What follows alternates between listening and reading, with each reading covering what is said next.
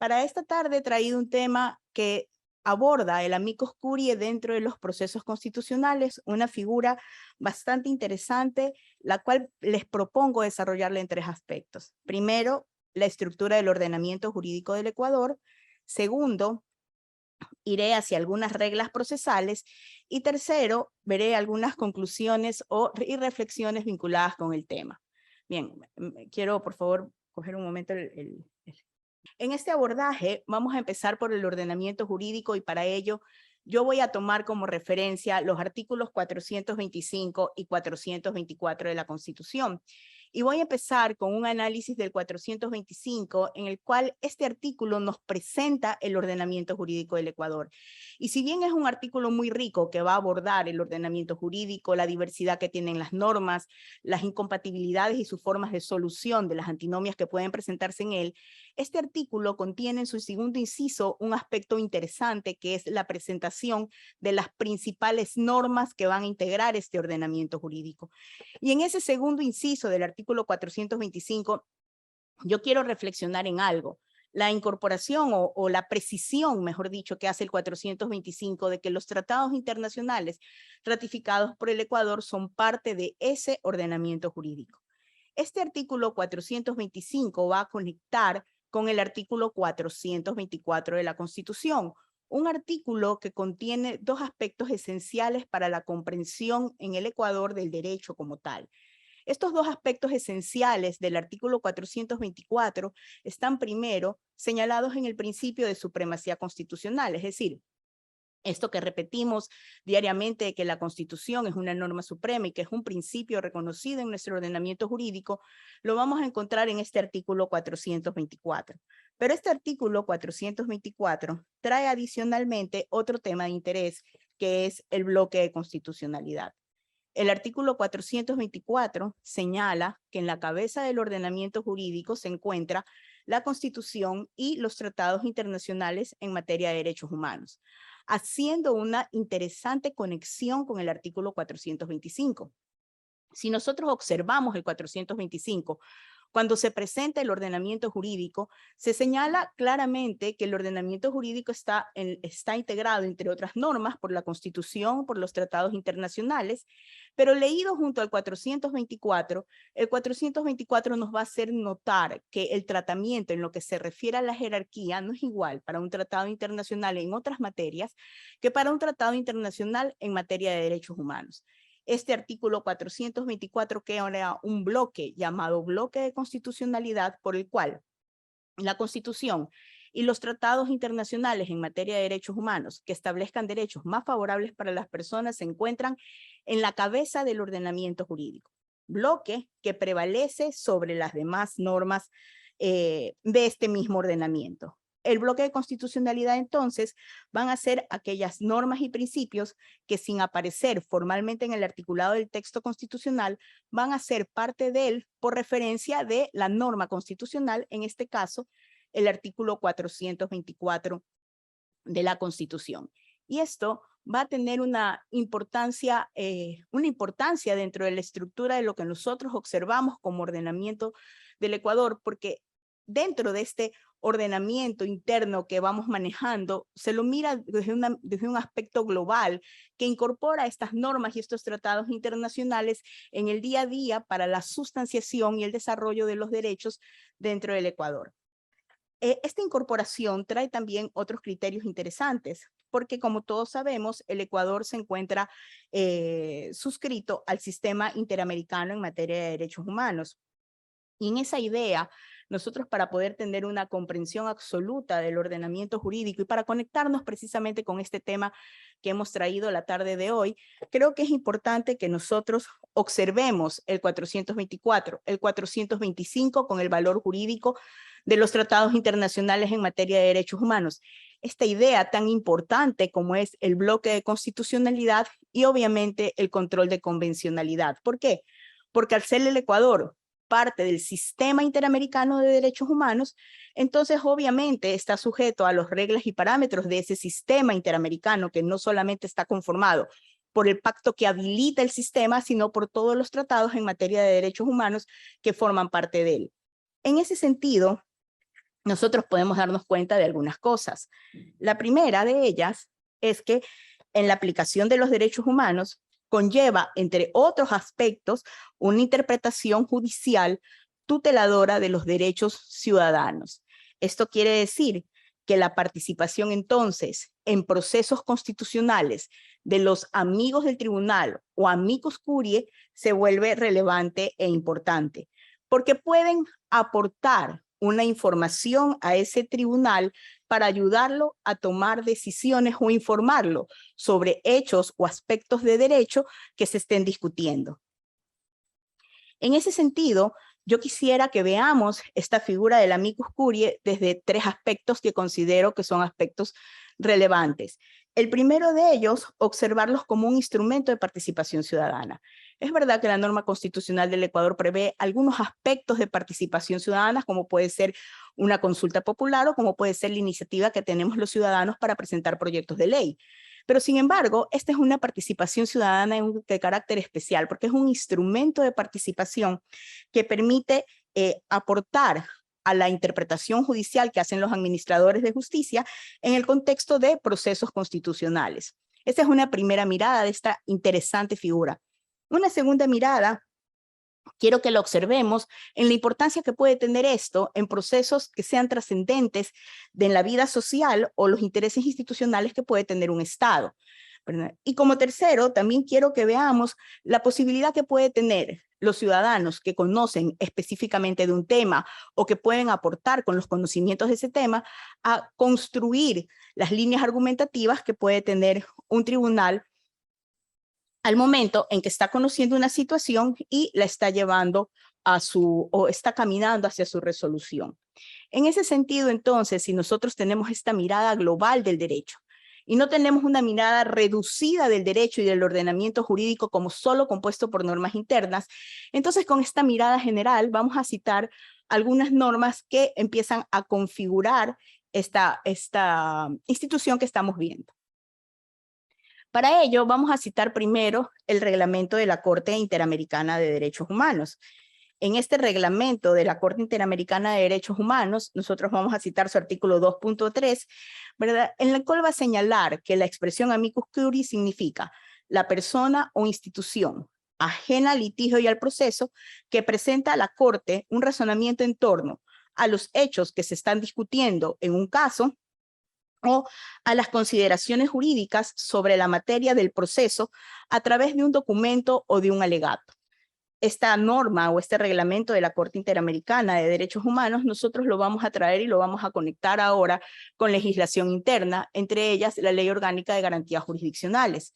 La Ley Orgánica de Garantías Jurisdiccionales, en su artículo 12, señala la figura de los amicus curiae. Y en esta figura del artículo 12, establece que el amicus curiae es un tercero que puede tener un interés en la causa para presentar un escrito de amicus curiae que, de ser admitido al expediente, puede ayudar a resolver el proceso del tribunal, es decir, puede informarle de ciertas situaciones, ya sea porque tiene algún tipo de experticia por la que pueda aportar en la sustanciación de ese proceso, o porque conoce situaciones vinculadas a los hechos que pueden ser relevantes que el tribunal conozca. Ahora, usualmente un amicus curiae se presenta en un proceso constitucional a través de un escrito en el cual puede acompañar la información que es necesaria y queda a discreción del juez que sustancia determinar si necesita que comparezca a la audiencia para escuchar algunas explicaciones adicionales o no. De esta manera, la figura del amicus curiae empieza a configurarse y a conectar con otros importantes artículos de la Ley Orgánica de Garantías Jurisdiccionales. Para eso, en una concordancia, voy a citar yo el artículo 14 de la Ley Orgánica que establece la participación de terceros en procesos de garantías jurisdiccionales ante la Corte Constitucional. Y en esa comparecencia que pueden hacer los terceros ante los procesos de garantías jurisdiccionales, se establece que se puede permitir la intervención de los amicus curiae en las audiencias públicas, siendo facultativo del juez la comparecencia a esta audiencia. Es decir, Puede ser siempre, se reciben los escritos de los amicus curiae que se incorporan al expediente y que obviamente son un aporte que el juez puede leerlos, considerarlos y darles algún tipo de valoración al momento que sustancia y resuelve. Puede ser que el juez considere, y esta es una norma que conecta con la del artículo 12, puede ser que el juez considere la necesidad de escucharlos en audiencia por si existen algunas partes en las que quisieran algún tipo de precisión. Estas normas de la Ley Orgánica de Garantías Jurisdiccionales las voy a conectar también para los efectos de esta charla con el Reglamento de Sustanciación de Procesos de Competencia de la Corte Constitucional. Y si bien no son normas que se refieren específicamente a la figura del amicus curiae, sí son normas que conectadas entre ellas hacen posible la participación de estos amicus en los procesos constitucionales. Una de ellas son las normas que establecen que la Secretaría General de la Corte, dentro de su sistema, empieza a registrar dentro de los expedientes la información necesaria acerca de las partes procesales, los terceros, los amicus que se presenten para todos los efectos que se encuentran conectados a la sustanciación del proceso. Igualmente, este reglamento de sustanciación de procesos de la Corte Constitucional también establece que es obligación de la Corte como tal tener todos estos registros para los procesos de notificación de las distintas etapas o situaciones que se van dando a lo largo de la sustanciación del proceso. Y este reglamento trae una interesante figura que tiene la Corte que a veces no es tan conocida, como es el seguimiento en los procesos constitucionales. Puede ser que dentro del marco de una acción constitucional haya ya una decisión y una sentencia, y esa sentencia va a ser aplicada a lo mejor en el tiempo. Para la aplicación de esa sentencia en el tiempo, se puede abrir una etapa llamada etapa de seguimiento, en el cual el Pleno o algún departamento de la Corte que actúe por su delegación, como puede ser la Secretaría Técnica, por ejemplo, hace un seguimiento, como su nombre lo dice, de los distintos cumplimientos que pueden existir de una sentencia. En esa etapa de seguimiento, el Pleno de la Corte puede disponer algunas cosas, como por ejemplo que las partes procesales informen de cómo han ido cumpliendo la sentencia como tal, pero dentro de esto también puede disponer la comparecencia o información de amicus curiae, precisamente para conocer el estado del cumplimiento en la etapa de seguimiento del proceso. Bien, y aquí, aunque no lo estamos mencionando de manera expresa, pero creo que va a ser necesario por el cuadro que vamos a proyectar a continuación, ¿verdad? Hay otros procesos constitucionales que también son de interés y que no siempre los conocemos, ¿verdad? Estos procesos constitucionales, estoy refiriéndome concretamente a la facultad de selección y revisión que puede realizar la Corte. A la Corte le llegan todas las decisiones en garantías jurisdiccionales que se emiten en el país. La Corte, a través de una sala llamada sala de selección, hace un análisis de cuáles de estos temas que se han tratado en el país pudiesen ser necesarios para desarrollar jurisprudencia, aspectos de derechos que la Corte necesite observar, precisar y, como lo dije hace un momento, desarrollar.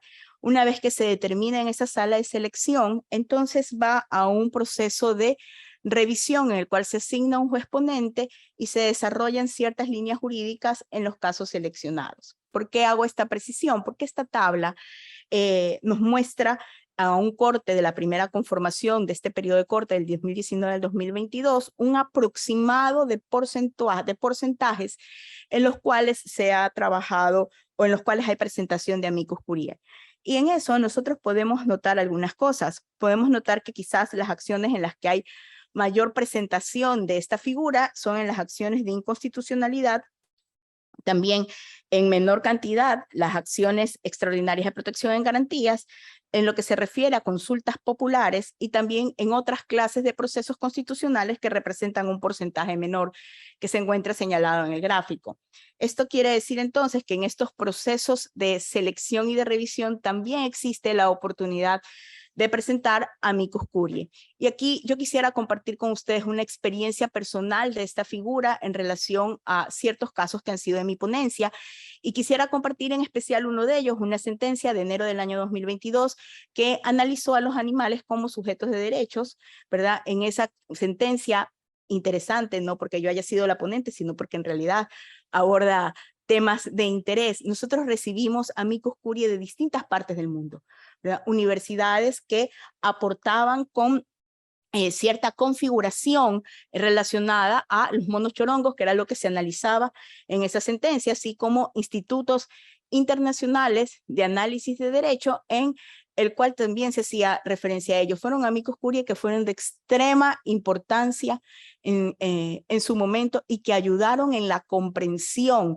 de ciertos aspectos para tomar decisiones en esa sentencia. Y quiero destacar también que estos amicus no solamente eran en temas de derecho, sino que permitió hacer un abordaje interdisciplinario en la sentencia, porque había muchos de ellos que se miraban desde la biología, desde la antropología, desde otros tipos de ciencias y cómo estas conectaban entre sí para lograr tomar esta determinación. He traído este ejemplo porque considero que es importante también que podamos observar cómo la figura manejada y observada correctamente es una figura que contribuye enormemente para la decisión de los distintos casos que tiene la Corte Constitucional. Hay algunas definiciones que son importantes también en lo que se refiere a la figura, ¿verdad? Y yo he hecho una clasificación, he tomado una definición doctrinaria en la que está mencionándose que el amicus curiae es una participación procesal, sí, que supone la presentación en un proceso de un tercero que aporta una opinión fundada que puede resultar relevante para la resolución de un litigio en el que se debate cuestiones que pueden ser socialmente sensibles. Y también les he traído una jurisprudencia de la Corte Interamericana de Derechos Humanos donde precisamente se destaca la importancia del amicus curiae como amigos del tribunal para ayudar a esta toma de decisión y a construir argumentativamente las sentencias y los resultados que se pueden dar del análisis de un proceso en temas constitucionales. La referencia que consta en lo que ustedes están viendo hace notar la importancia de la figura para los aspectos deliberativos y para la construcción argumentativa en procesos. La cita es la cita del caso Castañeda-Guzmán versus Estados Unidos mexicanos. Bien, y quisiera yo ya para ir concluyendo, porque creo que estoy ya con el tiempo, hacer algunas precisiones que creo que son importantes señalar. Un amicus curiae no tiene calidad de parte, por lo tanto, no desplaza o reemplaza a las partes dentro de un proceso. Debe de tener un interés justificado en lo que se está conociendo o en lo que se está discutiendo, ¿verdad? No en el resultado como tal, sino en la materia objeto de la discusión. Es necesario que tenga conocimiento sobre el asunto que se está controvertiendo, ¿verdad? Su opinión no constituye un dictamen pericial dentro del proceso. Su actuación no tiene efectos vinculantes hacia el tribunal, es decir, no obliga al tribunal. Podemos decir entonces que en base a estas precisiones, el rol principal va a consistir en la capacidad de alegar ante un tribunal en calidad de amigo del tribunal en el tema central que es objeto de una decisión judicial en causas de interés público, que mientras mayor sea la participación de ideas en el debate constitucional, eso le va a aportar participación democrática y legitimidad también a las decisiones que se están tomando. Si nosotros lo observamos así, podemos darnos cuenta que esta figura es un importante punto de conexión entre el derecho internacional de los derechos humanos y los derechos humanos como se observan internamente en cualquier estado. Muchas gracias, buenas tardes.